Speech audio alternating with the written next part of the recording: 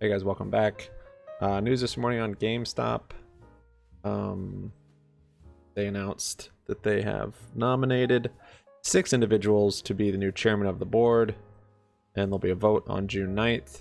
Ryan Cohen is on that list, so that's very bullish. People are saying CEO, but chairman of the board actually has even more power.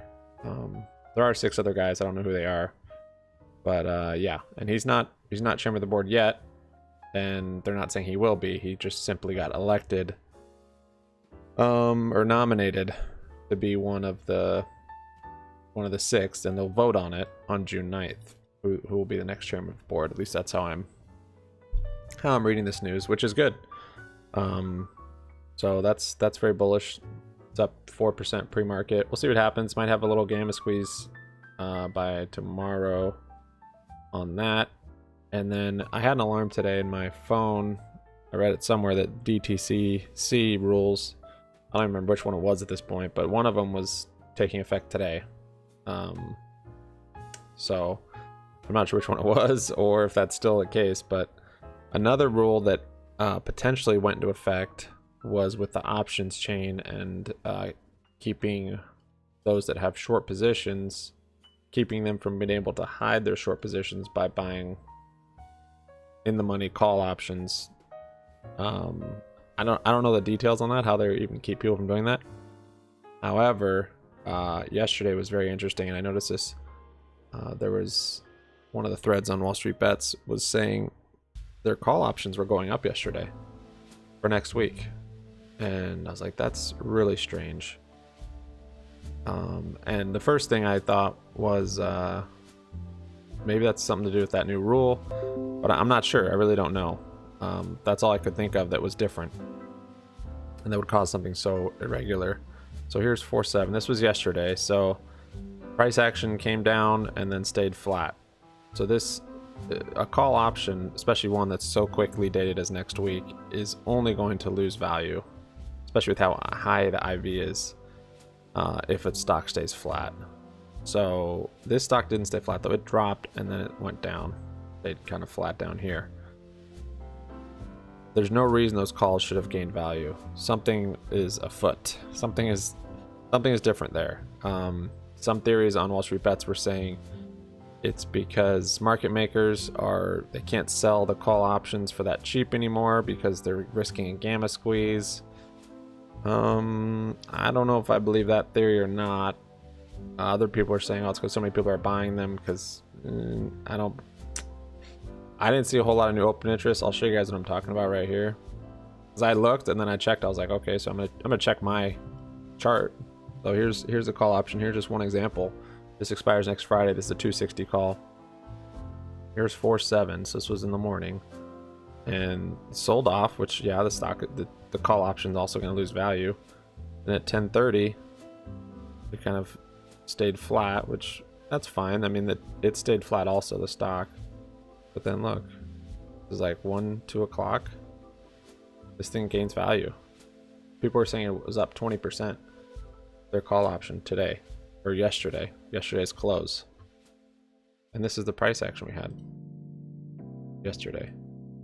Sold off, and then just this would kill call option premium. Even if there wasn't high IV on it, this would still kill call option premium because this is not only staying flat, this is actually melting down.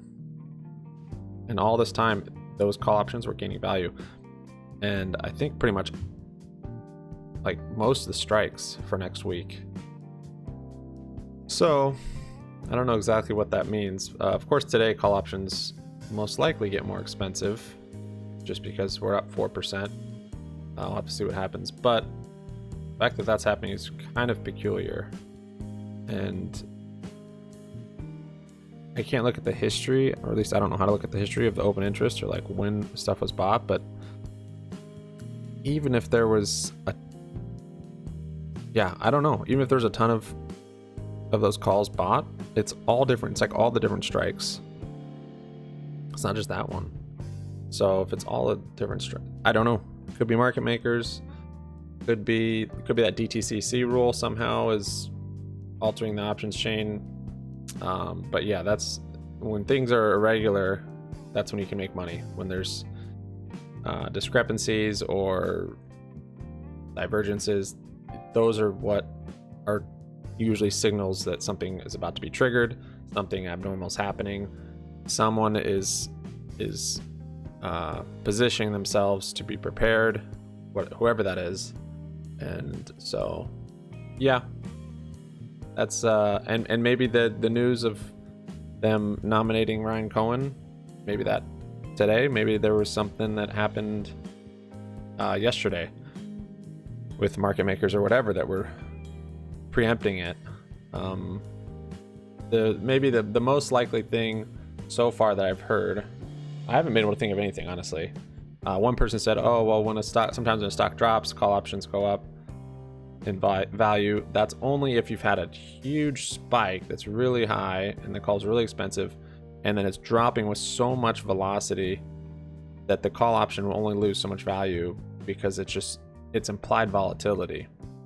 That means it's from what's happened, not what's going to happen. It's a result, it's not a cause. So there's very, very specific scenarios where a call option will actually gain value with the stock price dropping. It's never like this though, when it's a slow melt off with no volume. It's when it's tons of velocity. It's very unlikely.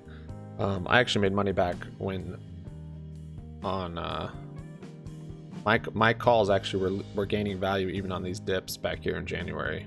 It was really strange. I actually got out of some debit spreads that shouldn't have worked, but they did just because the IV was so crazy.